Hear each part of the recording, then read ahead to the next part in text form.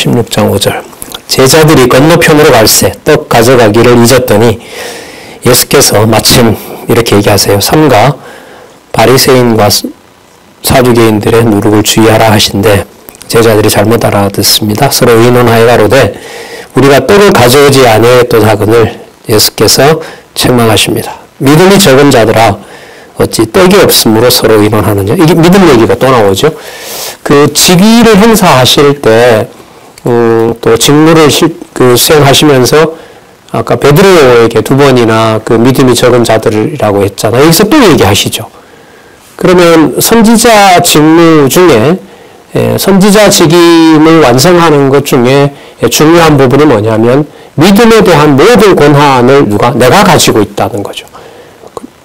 그리고 당연히 알고 있다고 했던 말씀을 당연히 알고 있다고 얘기했던 유대인들, 바리새인들과 사두개인들에 대해서는 그것들 사람의 계명이다라고 얘기하고 있고 또 예수님과 함께하는 제자들이 놀라게 하는 장면을 통해서는 믿음이 없다라고 얘기를 하시고 있고 지금 여기서도 다시 또 믿음이 없다고 얘기를 하시는 겁니다. 그러면 이 말은 우리가 책망을 안 들어야 된다 이게 아니고요. 믿음에 대한 모든 권한은 우리가 봤다시피 사람을 믿는다고 믿을 수 있는 게 아니었단 말이죠. 우리가 살펴본 것처럼. 그러면 믿음이 적은 자들이라고 책망하시면서 믿음이 무엇인지를 가르쳐주고 또 믿음을 주시는 바로 이 직무가 뭐와 관계되냐면 선지자 직임과 바로 연결이 되는 겁니다. 그래서 믿음은 선물일 수밖에 없는 것이지 어떤 행위라든지 혹은 어떤 육신의 조건이라든지 혈통이라든지 건강 상태라든지 그런 것으로 환원할 수가 없는 겁니다. 그래서 선박자 구원은 틀림없이 문제가 있는 거죠. 구원의 증거가 건강하고 잘 먹고 잘 사는 복된 삶을 사는 것이다. 그건 도저히 받아들일 수가 없습니다. 믿음이 적은 자들아 어찌 떡이 없으므로 서로를 의논하냐. 너희가 아직도 깨닫지 못하느냐. 떡 5개로 5,000명을 먹이고 주운 것이 몇 바구니며 떡 7개로 4,000명을 먹이고 주운 것이 몇 광줄이었던 것을 기억하지 못하느냐. 이게 그러면 그 많은 걸 보고 떡을 안 챙겨왔냐 이 사람들은 이런 얘기가 아니잖아요. 지금 5병이어와 7병이어의 표적을 일으키는 살아계신 하나님의 말씀의 능력을 전하는 선지자 그가 옆에 있는데도 너희들이 모르느냐라고 하면서 당신이 선지자라는 사실을 확증해주고 있는 겁니다. 11절 어찌 내 말한 것이 떡에 관함이 아닌 줄을 깨닫지 못하느냐. 그럼 무엇을 깨닫게 하시려는 걸까요? 하나님의 아들인 메시아의 참 선지자 직임인 선지자직으로 모을게요. 선지직에 대한 전체 얘기로 말씀과 그렇죠. 표적과 그리고 들을 자에게 교훈하시고 듣지 못할 자에게 질책하시고 최후로 직임과 직무를 통해서 하나님 아들에 속한 자가 누구고 그리고 누군지를 골라내고 그 골라낸 자들에게 주는 믿음은 절대로 사람이 베드로나 사도들이 노력해서 그렇게 가져갈 수 있는 것이 받을 수 있는 것이 절대로 아니라는 사실을 깨닫게 하는 무슨 직임이요? 선지자 직임. 그게 이렇게 지금 마무리가 되는 겁니다. 그래서 선지자 직임이 바리새인과 사두개인들의 누룩을 주의하라고 하는 것은 다르게 말하면 율법과 시편과 선지자의 모든 가르침들이 바리새인들과 서기관들이 얘기하는 그런 외식적이고 형식적이고 제도적인 그런 방식으로 혈통 중심으로 관습 중심으로 오는 것이 아니라는 것을 폭로하시고 참 선지자인 당신을 따를 때 당신의 말씀에게 속한 자에게 바로 그 자가 하나님의 자녀라는 사실을 3대 언약의 자손 언약과 직결해서 선지자직을 이루시는 선지직을 완수하시는 것하고 관계가 되도록 마태복음에서는 선지자직임에 의한 성취가 그렇게 끝난다고 저는 생각을 합니다. 그 심령이 가난한 자가 복이 있다고 5장에서 시작하잖아요.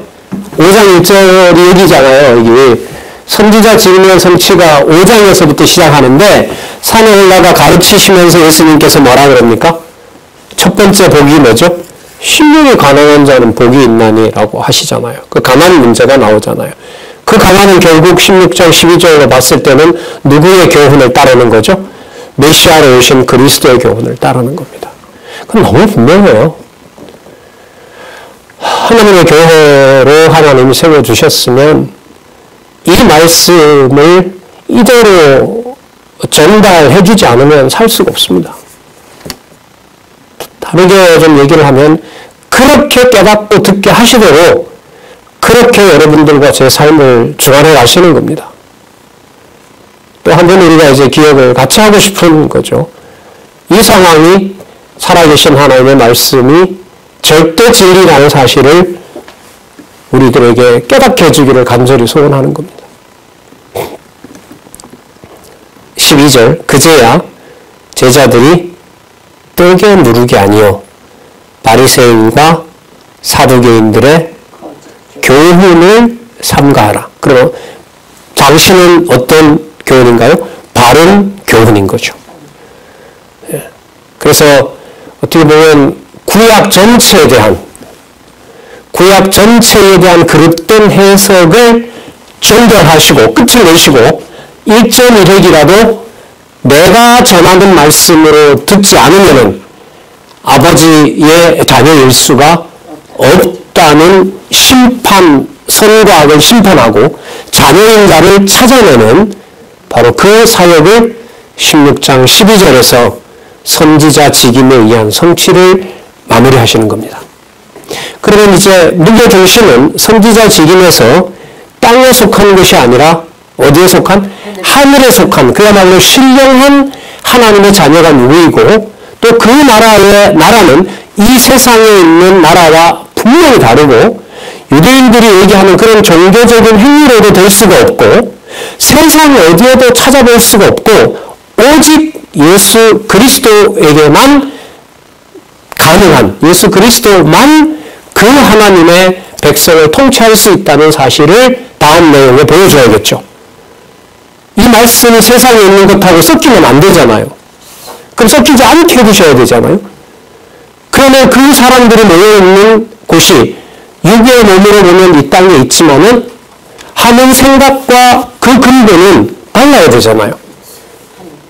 자, 그래서 이제 16장 13절에 넘어가면 16장 13절에서부터 천국에 관한 얘기가 나오고 이제 처음으로 이 신약성경에서 교회라는 말이 나옵니다. 교회라는 말이 나와요. 자, 넘기셔서 우리 6924페이지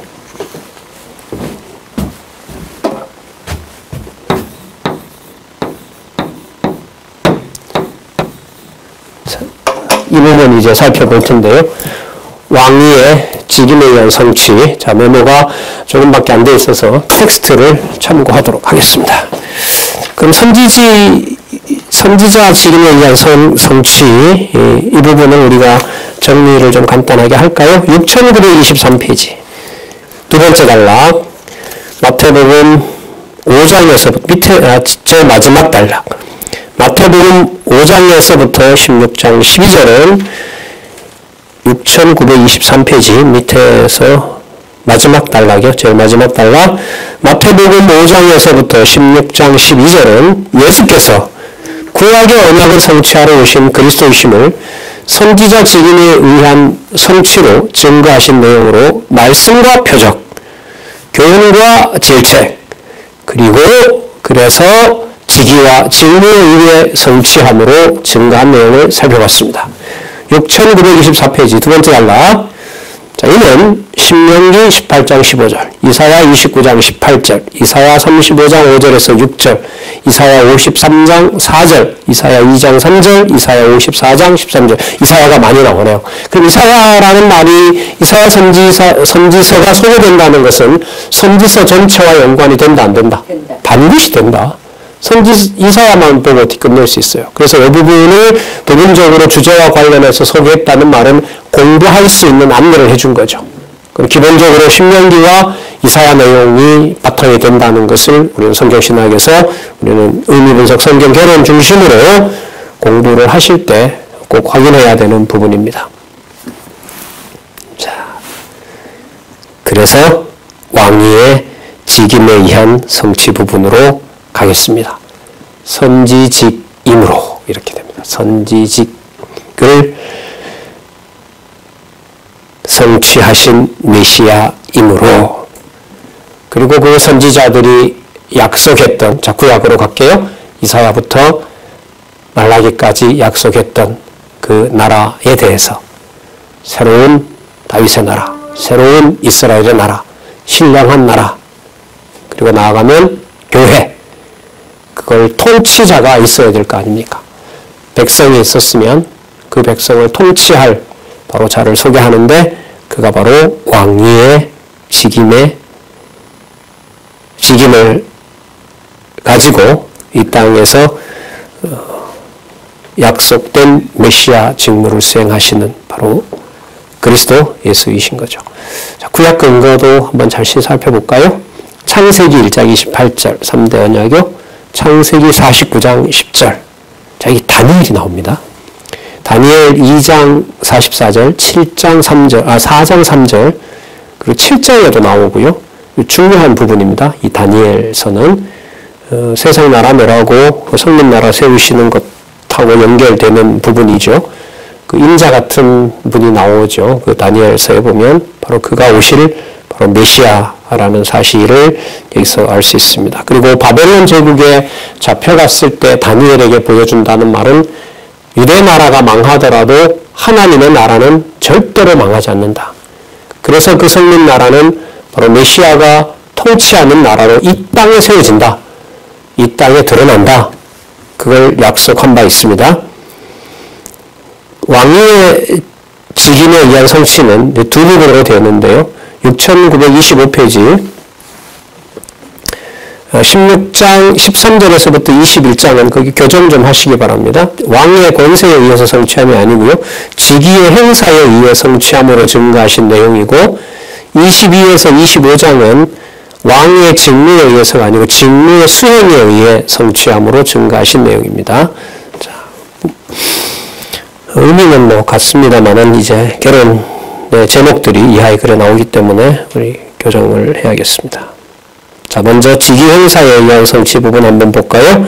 아주 논리적으로 되어 있습니다. 밑에서부터 네 번째 줄부터 읽어볼게요. 16장 13절부터 17장은 왕직의 실질적인 상태를 얘기하세요. 왕직. 우리는 이미 선지자 직임에 의한 성취에서 그 말씀을 듣는 백성들과 그 통치권이 땅에 있는 것이 아니라는 걸 선지자 직임에서 분명히 보여준 걸 봤습니다. 그러면 그걸 누가 어떻게 관리하느냐? 그 왕국은 어디에 속하느냐? 바로 그걸 메시아의 두 번째 직임인 왕직에서 성취하는 것을 우리가 이제 살펴볼 겁니다. 자, 왕직의 실상이 드러나게 되면은 그 통치하는 나라가 나올 수밖에 없어요. 그래서 왕직 다음에 뭐가 나와요? 왕국이 나오는 겁니다. 그리고 왕국이 있다면은 그 왕국이 그냥 그대로 있는 게 아니잖아요. 거기에 통치 행위가 일어난단 말이죠. 대한민국이라는 주권 국가가 공화국이라는 국가가 있으면은요, 공화국의 대한민국이 민주공화국이다라는 원리에 따라서 민주공화국답게 뭐 해야 돼요? 그 법이 집행되고 법으로 가야 되겠죠. 자, 마찬가지인 거죠. 왕국의 실상이 나왔으면 그 왕국이 실질적으로 어떻게 통치되고 있는지가 보여져야 돼요. 볼 수 있어야 돼요. 그게 바로 뭐예요? 왕권인 거죠. 왕권인 거예요. 그래서 왕직을 가지신 그리스도이심을 확인하고 그 나라가 있고 그 나라를 통치한다. 메시아가 약속된 나라를 정한 대로 아버지 뜻대로 통치한다. 그게 왕직이고 왕국이고 왕권인 거예요. 아주 논리적으로 잘 되어 있습니다. 먼저 왕직의 실상에 의한 성취를 말씀과 형상으로 가르치는 것을 보도록 하겠습니다. 여러분, 아까 우리 15장과 16장에서 그 오병이어와 칠병이어 사건을 보면서 하늘에 축사하셨다는 내용 나왔었죠. 그러니까 당신이 구약의 백성들이 만나를 받아 먹은 것처럼 누구로부터 양식을 받아서 줬어요? 하늘로부터, 아버지로부터 양식을 받아서 준 거죠. 그런데 양식은 이 땅에서 먹은 그 빵과 물고기 있지만은 그 위 담겨있는 의미는 어디에 속한 음식을 먹은 거죠? 하늘에 속한 음식을 가지고 계신 메시아를 만난 거잖아요. 메시아로부터 그 말씀을 우리가 먹는다는 말을 그런 의미에서 하는 거잖아요. 그 하늘에 속한 진리를 깨닫게 됐는데 그 깨달은 상황의 핵심이 이제 16장 13절에 딱 등장하는 거예요. 등장하는 거. 계속 연속이 돼요. 그래서 제가 아까 시작할 때 선지직임으로 이렇게 말씀드린 거예요. 선지직임으로 무슨 직이다? 왕위의 직임이다. 왕위의 직임이다. 13절 보겠습니다. 16장 13절. 자, 20절까지 주가 그리스도이시며 천국 열쇠를 주관하는 왕. 여기 중요합니다. 천국 열쇠를 주관하는 왕의 핵심이에요. 내가 받느냐 못 받느냐가 아니에요. 천국 열쇠를 누가 받느냐가 아니에요. 천국 열쇠를 주관하는 분이다라고 확인을 하는 것이 왕직을 누가 가지고 있느냐 이렇게 연결이 되는 거예요. 거기에 맞춰야 여러분 이게 사실 해석이 돼요. 자 볼게요. 예수께서 가이사랴 빌립보 지방에 이르러 제자들에게 물어 가라사대 사람들이 뭐라 그러죠? 인자를 누구라 하느냐. 인자라는 말은 이런 거죠. 야, 나사렛에서 온 나를 도대체 사람들이 뭐라 그러느냐. 그럼 이 말이 나사렛 요셉의 아들입니다. 이해하려고 하시는 걸까요? 그 얘기는 이미 띄어내렸는데 그럼 인자라는 말은 이 땅에 육신의 눈을 입고 온 바로 나를 누구라고 하느냐, 누구의 자녀이냐 이런 문제가 아닌 것을 지금 여기서 예고하고 있겠죠. 사람들이 인자를 누구라 하느냐. 그래서 말씀드렸죠. 인자라는 개념을 쓰실 때는 이 세상의 왕권을 가지고 오신 것하고 관계가 있어요. 그 복음서에도 그렇고요. 이 인자라는 말이 등장하는 것은 아까 당장 다니엘서 2장에 보면 인자 같은 이가 바벨론 제국뿐만 아니라 페르시아 제국, 헬라 제국, 로마 제국을 다스린다고 했기 때문에 세계 제국을 통치하는 분이 바로 왕권을 가진 메시아라는 것하고 관계 있어요. 그럴 때 여러분 인자라는 말을 씁니다. 인자가 또 많이 나오는 선지서가 어디죠? 에스겔에 보면 에스겔을 인자라고 부르죠. 그리고 하나님의 통치를 하늘에 있는 왕국을 그 이사야 에스겔 40장에서부터 48장까지 성전과 나라를 보여주는 데서 확증하고 있죠. 그러면 인자라는 말을 예수님이 쓸 때는 구약에 있는 그 개념을 당신과 관계시키면서 뭐와 관련해서? 통치와 관련해서 나라와 관련해서 쓰고 있다는 걸 우리가 알 수가 있겠죠.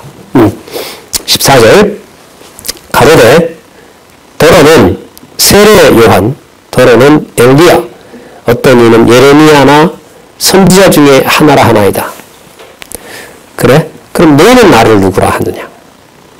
자, 16절 시몬 베드로가 대답하여 가로되 주는 그리스도시요 살아계신 영원하신 이 아니고요. 교정하시기 바랍니다. 살아계신 하나님의 아들이시니이다. 그리스도 그래서 살아계신 하나님의 아들. 여러분 하나님의 아들은 앞부분에 선지자직에서도 나왔었죠. 베드로가 그 물에 빠져서 죽어가는데 사람들이 살려줬고 그 배에 있는 사람들이 예수님께 절하면서 누구이니이다 하나님의 아들입니다라고 나왔었죠. 자 연속성의 의미가 좀 있다고 봅니다. 그리스도시요 살아계신 하나님의 아들이시니이다. 살아계신다는 말은 영존하시는 이 말이죠. 영원히 존재하시는 하나님의 아들이시니이다. 예수께서 대답하여 가라사대 바요나 시몬아 내가 복이 있도다. 바요나 시몬 요나의 아들 이런 말입니다. 바요나라는 말은 요나의 아들 시몬아 내가 복이 있도다. 이를 내게 알게 한 이는 뭐가 아니라 그러죠? 혈육이 아니요 하늘에 계신 내 아버지다. 이게 여러분 아까 자손 범주를 이미 혈통이 아니고 또 예루살렘 그 유대인들 어떤 전통이 아니다라는 걸 아까 이미 보여줬잖아요. 아까 개 같은 그 사마리아 여인에게도 하나님의 자녀가 된다는 사실을 보여준 적이 있었으니까요. 그러면 베드로가 이 사실을 시몬이 이 사실을 말했다고 하는 것은 베드로가 유대인이기 때문에 가능하다라고 말하면 안 되죠. 그걸 이미 아까 다 부셔버렸는데. 그래서 지금 뭐라고 하세요? 하늘에 계신 내 아버지가 그렇게 알게 했다. 그래서 하나님의 자녀다. 자, 이는 또 내가 내게 이르노니 너는 베드로라, 반석이라는 뜻이죠. 이 반석이 왜? 그럼 이 반석은 베드로가 만든 거예요? 하나님이 만들어준 거예요? 어떤 걸 만들어준 거죠? 하늘에 속한 하나님 자녀가 되는 것을 만들어준 거. 그리고 그 사실을 이 땅에 오신 메시아인 그리스도가 베드로에게 깨닫게 해준 거. 그럼 그 믿음은 베드로가 만든 거예요? 받은 거예요? 은혜로 받은 거죠. 그리고 유대인만 받는 것이 아니라 택한 이방 백성도 받는 겁니다. 그래서 오직 은혜로 받은 선물, 그게 바로 뭐예요? 하나님의 자녀가 된 비밀을 깨닫게 되는 믿음인 거죠. 자, 이러한 믿음의 성격을 우리가 잘 이해를 해야 됩니다. 자, 그리고 이 반석 위에서, 이 반석은 그 믿음으로 하늘에 계신 아버지가 진짜 아버지라고 믿어지게 하는 그 믿음 위에서 뭘 세운다 그래요? 내 교회를 세운다 그러죠. 그리스도께서 교회를 세운다.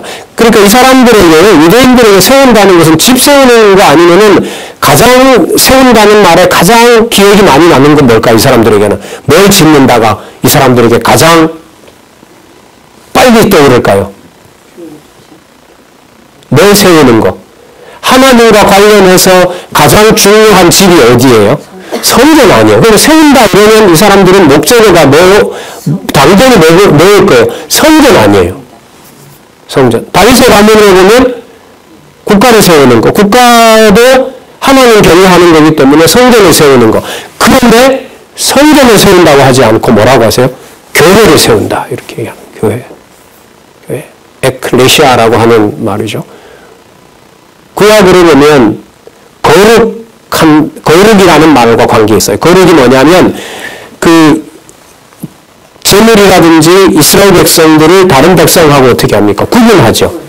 자, 그래서 구분해서 하나님의 택한 백성이라고 한 것처럼 에클레시아는 내용으로 보면 하나님의 백성을 하나님이 뽑아놓은 하나님의 백성들이 모여있는 물인 거예요.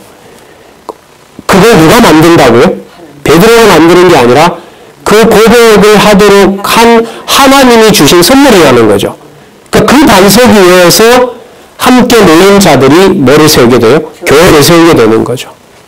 교회를 세우게 돼요. 그 교회가 나오기 전까지 우리는 그 사마리아 여인을 통해서 그도 하나님의 자녀가 된다는 거, 뭐 다른 데서 백부장 사건도 이미 나왔었고요. 로마 백부장도 그 믿음이 아주 뛰어나다고 했잖아요. 그 말은 백부장의 믿음이 좋다는 말이 아니라 하나님이 이방인에게 베풀어준 은총이 그만큼 위대하다는 거죠.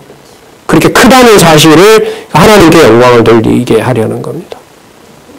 그러니까 우리가 놀라는 게 한국에 있는 어떤 성도들에 비해서 특별히 우리가 이 권위 있는 말씀을 들을 수 있는 조건이 특별히 없는데, 그리고 그렇게 인간적으로 말하면 성실하게 보존도 못했는데 아직까지 이 풍성한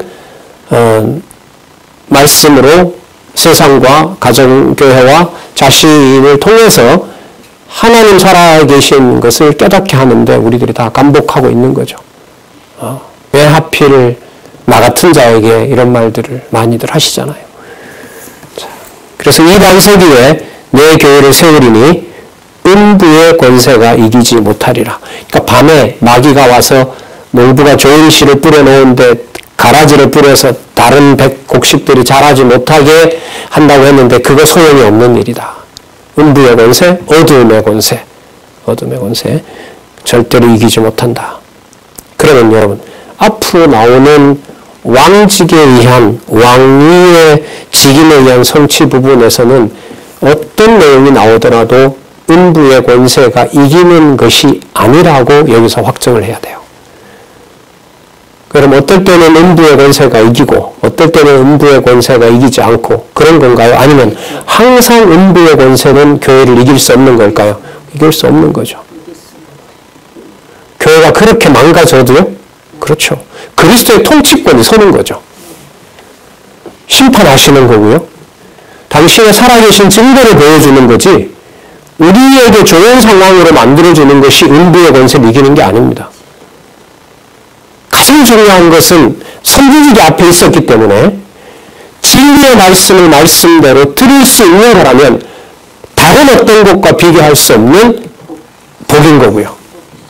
거기에서 해당 어느 정도 하나님이 관리하시다가 그냥 버려버리면 새들이 와서 쪼아먹는 것처럼 또 세상 염려 때문에 떠나는 것처럼 박해와 고난이 오면 부인하게 되는 것처럼 부인하는 것처럼 그런 경우로 버려둘 수도 있지만은 승리의 날까지 하나님의 교회가 그리스도의 교회가 음부의 권세로부터 지는 날은 없습니다.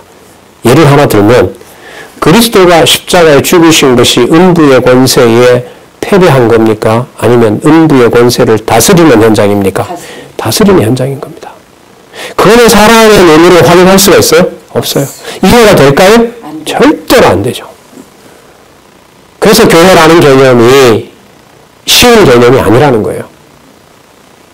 성경을 통해서 확립하지 않으면 교회라는 말을 대부분 인간 중심적으로 써요. 그래서 또 내가 얽혀 있으면 내가 연관이 되면 다 내 계획대로 해석을 하고요.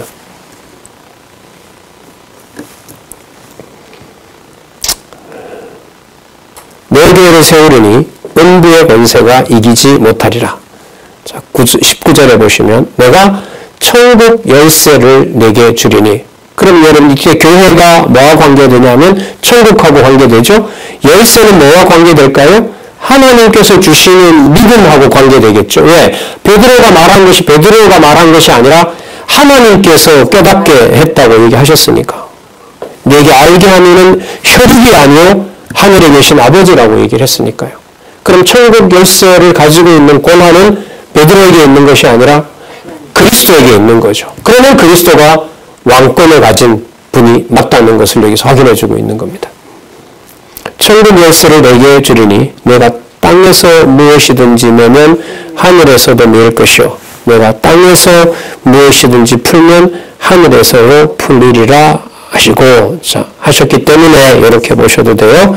자 이에 제자들을 경계하사 자기가 그리스도인 것을 아무에게도 이르지 말라 하시니라. 자, 이 부분이 좀 설명이 좀 필요합니다. 자, 먼저 내가 땅에서 무엇이든지 매면 하늘에서도 매일 것이요 내가 땅에서 무엇이든지 풀면 하늘에서도 풀리리라. 일단 출발은요. 매고 푸는 권세를 누가 주세요? 내가 주는 거죠. 예수께서 왕권을 가지신 예수께서 주신다는 거고 이거는 약속인 겁니다. 그러면 여러분 이게 앞으로 어떻게 이루어지냐면 아주 큰 틀에서 자 6929페이지 제일 아래줄에 가시면 밑에서 두 번째 줄부터 읽어볼게요. 예수께서 베드로에게 천국 열쇠를 주신다는 것은 장차 승천할 예수께서 무엇을 보내요? 성령을 보내요. 이걸 여러분 강조하시기 바랍니다. 이걸 성령을 보내서 세우실 교회를 어디에 남아서? 지상에 남아서 관리할 청지기 곧 사도의 권한을 베드로에게 부여하신다는 뜻입니다.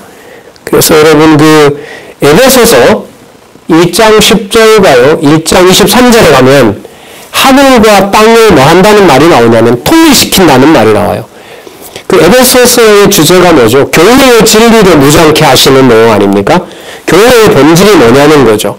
그게 에베소서 1장에 보면 창세전 예정 그 다음에 하나님의 성령의 인치심까지 성자의 구속 아버지의 선택 예정 이렇게 이제 나오잖아요. 그리고 1장 10절과 23절 1장 마지막 절에 가보면 하늘과 땅을 통일시키고 하나님의 신이 충만한 것이 바로 교회다라고 이렇게 얘기를 합니다. 자, 무슨 말씀이냐면 하늘에서도 풀면 땅에서도 푼다는 말은 하늘에서 하는 행동이 땅에서 하는 행동이 하늘에 있는 것하고 일치해야 되잖아요. 그럼 그 일치를 누가 시키느냐? 성령이 시키셔야 돼요. 그러니까 성령이 오시지 않으면 지금도 살아계셔서 아버지 우편에서 통치하고 계신 그리스도의 백성의 행위인 건지 아닌지를 우리가 구분할 수 없기 때문에 그래요.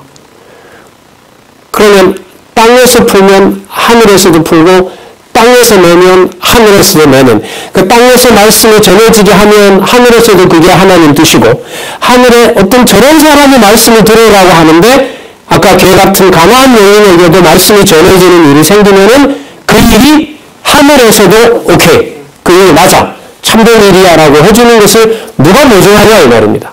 베드로가 보장해요? 아니죠. 누구와 누구의 일이 일치하는 거죠? 우리에게 내주하시는 성령의 일과 성령을 보내신 아버지와 아들로부터 온 성령과 아버지 우편에서 교회의 머리 되신 그리스도가 원하시는 것하고 어떻게 일치하는 거죠. 그 일치하는 능력이 왕권 앞에 뭐가 나온 거예요?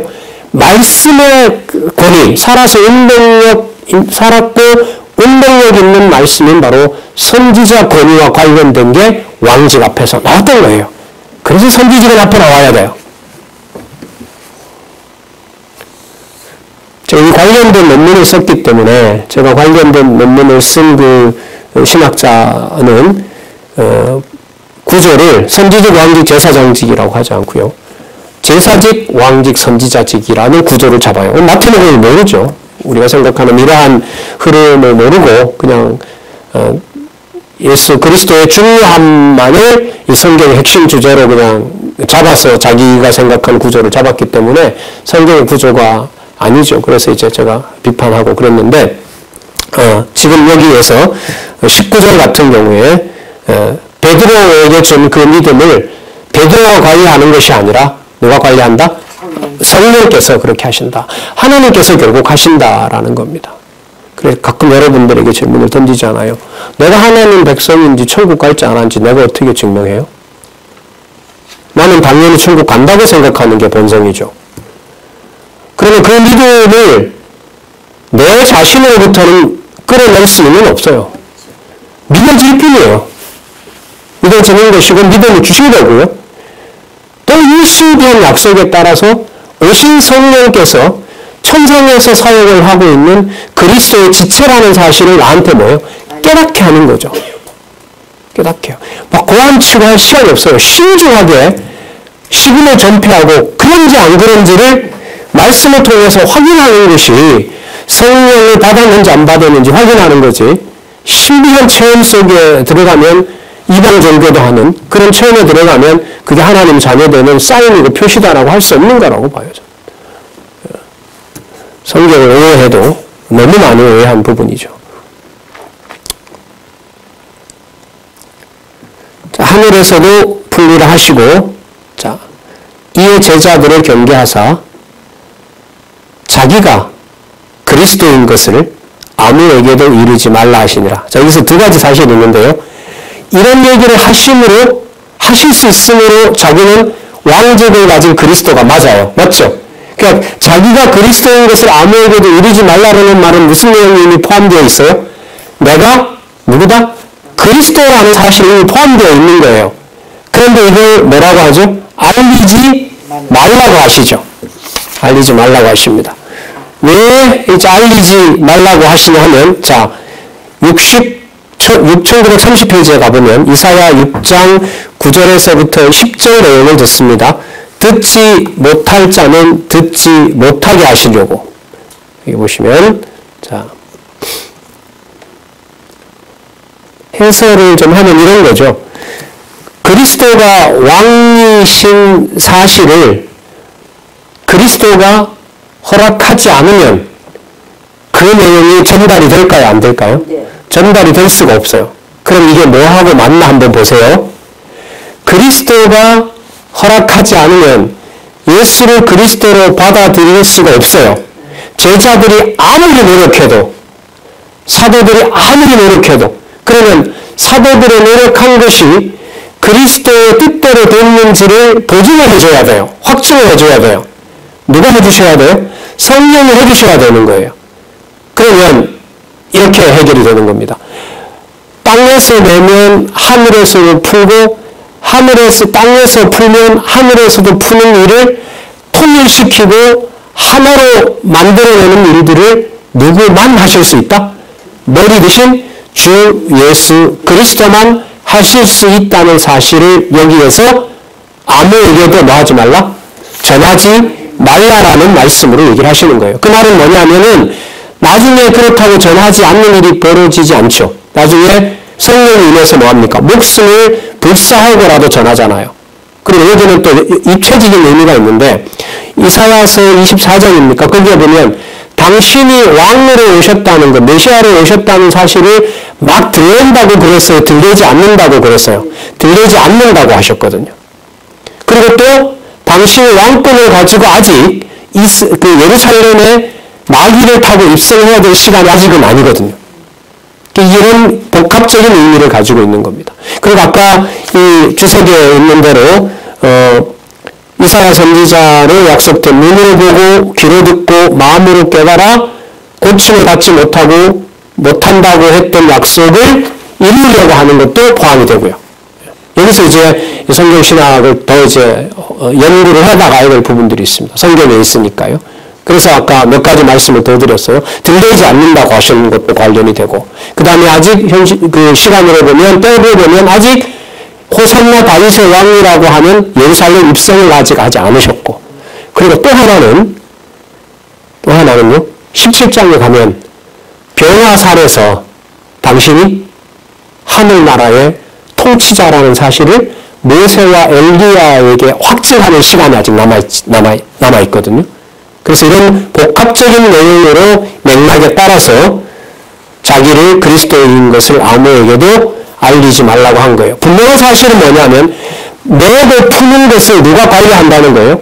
그 전하고 전하지 않고라는 걸 누가 관리한다는 거예요? 자기가 관리할 수 있는, 자신이 관리한다는 거죠. 그러니까 뭐라고 할 수 있어요? 전하라고도 하고 또 뭐 하지 말라고도 하세요. 전하지 말라고도 하신다는 거예요. 그럼 계속 전하지 않게 되느냐? 아니요. 나중에는 성령이 임하시면 너희가 땅 끝까지 증인이 되라고 하시고, 마태복음 마지막 장 마지막 절이 어떻게 끝나는지 기억나세요? 모든 족속으로 제자를 삼아 아버지와 아들과 성령의 이름으로 세례를 이때는 주고, 이렇게 주고 하시잖아요. 그럼 이 말이 아까 19절 말씀하고 직결되는 거죠.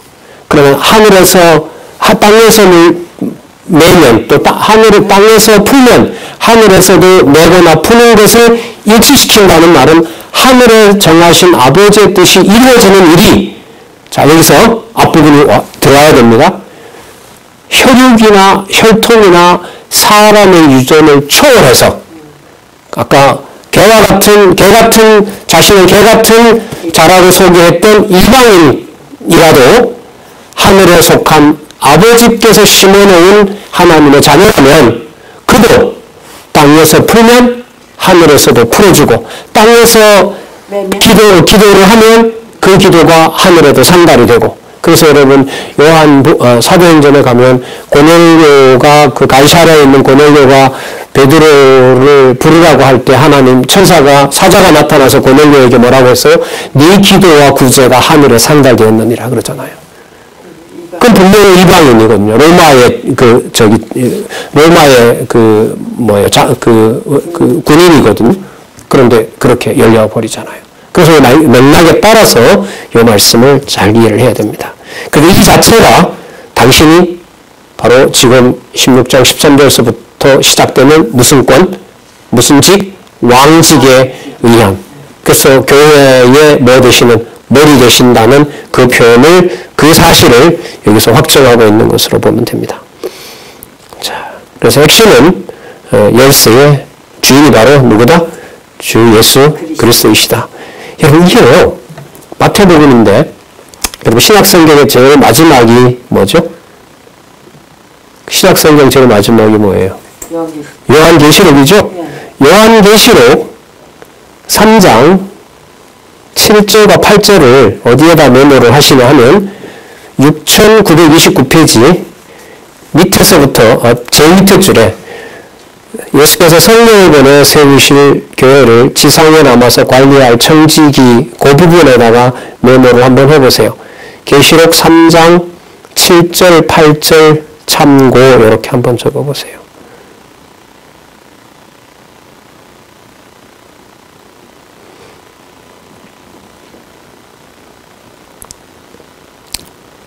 제가 3장 7절을 읽어드릴게요. 계시록 3장 7절 빌라델피아 교회의 사자에게 편지하기를 거룩하고 진실하사 다윗의 열쇠를 가지신 이 곧 열면 닫을 사람이 없고 닫으면 열 사람이 없는 그이가 가라사대. 그러면 열쇠를 누가 가지고 계신 거죠? 메시아가 가지고 계세요. 어디에 나와요? 신약성경 처음 부분인 마태복음 16장 19절에 천국 열쇠를 내가 관리한다는 게 나와 있잖아요. 예. 자, 부분 이렇게 찾는 거 제가 좀 굉장히 조심하는데요. 어쨌든 표현에 우리가 구조를 전제로 하고 자, 이 말씀들을 접근해 간다는 전제하에 이런 구절을 한번 소개했습니다. 물론 이 강론 중에서도 몇 장 몇 절을 소개할 때도 마찬가지입니다. 제가 그때는 어떻게 강조를 드렸냐면 곧 이사야 몇 장 몇 절이 아니라 이거는 뭐와 전체로 관계가 된다? 이사야 전체 혹은 선지서 전체와 관계된다. 그런 그 맥락을 꼭 이해해야 된다라고 계속해서 강조를 드리고 있고요. 자, 그래서 20절에 제자들을 경계하사 자기가 그리스도인 것을 아무에게도 이르지 말라라고 지금 하는 말은 지금 일단 메어놔라. 풀지 말고. 그러면 나중에 무슨 날이 또 있다는 말일까요? 풀날이 있다. 그렇죠. 풀날이 있다. 그 열쇠를 그게 교회이고 그 교회가 천국인데 그 열쇠를 누가 가지고 있다? 내가 가지고 있다. 그리고 베드로 시몬 내 이름은 이제 그 이름이 함께하는 하나님이 깨닫게 했으니까 하나님의 자녀로 하나님 깨닫게 했으니까 이 이름을 이제 베드로라고 하고 있고 거기에 음부의 권세가 절대로 침범할 수가 없다. 그러니까 제자들에게 물으시고 베드로의 고백을 통해서 사도들에게 그들이 바로 하나님의 천국 백성 교회의 토대를 놓는 사도권을 행사하는 자로 예수님이 여기서 이제 부른 거죠. 자, 그 왕직을 이제 수행하시는 일이 이렇게 시작이 되는 겁니다. 자, 그러면 여러분, 이 천국 열쇠를 가지고 계신 이분이 하시는 일이,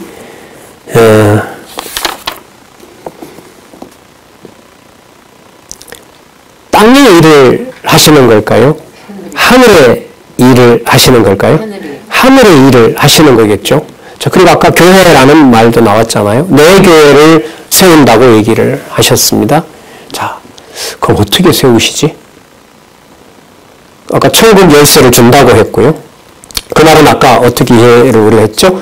성령을 보내셔서 땅에서 하는 일인데 세상 사람들과 구별된 일인 거예요. 그러니까 그게 어디가 일치해요? 하늘의 일과 일치해요. 그게 바로 천국 열쇠를 그리스도가 가지고 계시기 때문에 그래요. 성령이 오셔서 그걸 일치시킨다는 거죠. 그러니까 교회의, 가정교회의 사건을 지상에 있는 어떤 논리로 접근하면은 큰일 나요. 이게 아주 소중하고요. 아주 위험한 거죠. 이게 하나님의 그 통치가 직접 그야말로 임하는 진리의 말씀이 함께 한다면 두세 사람이 함께 하는 곳에 그런다고 했으니까요. 자, 그러면 우리가 관심을 좀 집중해서 넘어가서 살펴보도록 하겠습니다. 자, 그런데 이 왕권은 이 천국 열쇠를 가지고 계신 이 그리스도의 그 왕직은 하늘에 계신 아버지의 뜻대로 이루시는 것이지 땅에 있는 사람들의 요구에 따라서 이루어지는 나라가 아닌 거예요. 자, 그럼 한번 보자고요. 어떻게 되는지. 6930페이지, 아까 좀 길게 설명했던 게 이게 짧게 나와 있어요. 아까 하늘에서도, 땅에서 매면 하늘에서도 매고 땅에서 풀면 하늘에서도 매인다는 말씀을요. 세 번째 줄 중간부터 좀 읽고 다음 내용으로 가보도록 할게요. 지상에 세워질 하나님의 나라 곧 교회와 영원한 하나님의 나라 곧 천국은 하나이므로 이미 부여한 사도들의 권한대로 지상교회와 하늘에 있는 영원한 천국이 어떻게 작용한다? 동일하게 작용한다. 이게 여러분 교회입니다. 함부로 말하고 평가할 수 없는 신령한 거룩한 주의 백성들이 함께하는 곳, 바로 교회죠.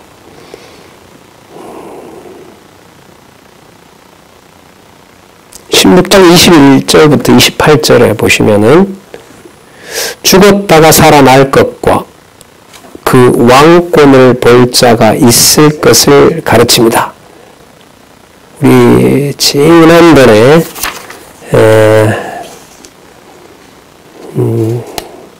왕권과 관련된 내용들이 선지자직에서도 나왔던 부분이 있죠.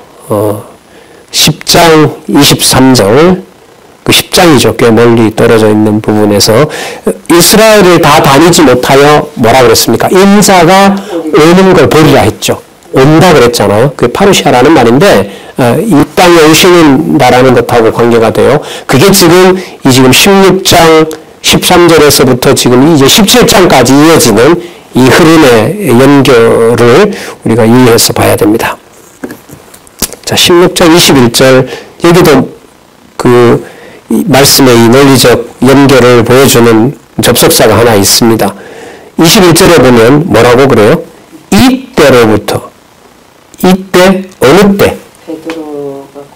앞부분에 있어서 이런 말씀을 갈샤라 빌립보 지방에서 말씀하셨을 때 그 내용의 핵심은 천국 열쇠를 당신이 주관하는 왕님을 얘기하셨을 때 이런 말이죠. 그리고 아까 음부의 권세가 이긴다 그랬어요. 이기지 못한다 그랬어요. 음부의 권세가 침범할 수 있다 그랬어요. 없다 그랬어요. 없다 그랬죠.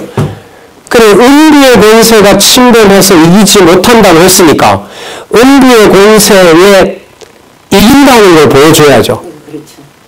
그러면 죽었다가 뭐 하셔야 돼요?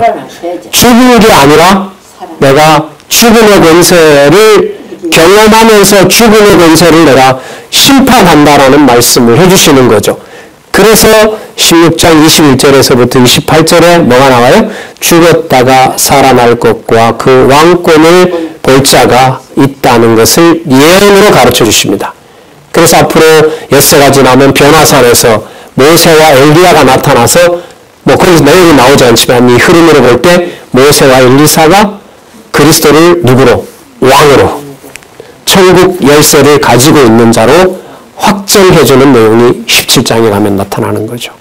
그리고 아까 음부의 권세가 이기지 못한다고 했으니까 반드시 죽어야 되고 음부가 이긴 것처럼 보이지만 음부가 절대로 이길 수 없다는 것을 살아나는 일로 보여주셔야 되고요. 그렇게 이제 연결이 됩니다.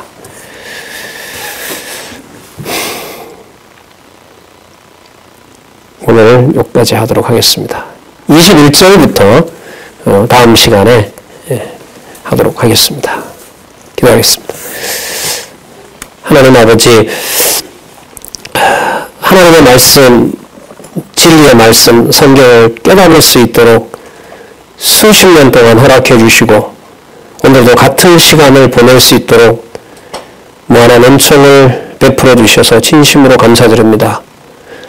다른 어떤 무엇보다 진리의 말씀 또 사랑하는 귀한 지체들, 또 동역자들, 가정교회부터 해외의 많은 지역 교회들, 이 진리의 말씀으로 어떤 경로라도 무너지지 않고 든든히 서갈 수 있는 지혜와 총명을 허락하여 주시옵소서. 예수님의 이름으로 기도드렸습니다. 아멘.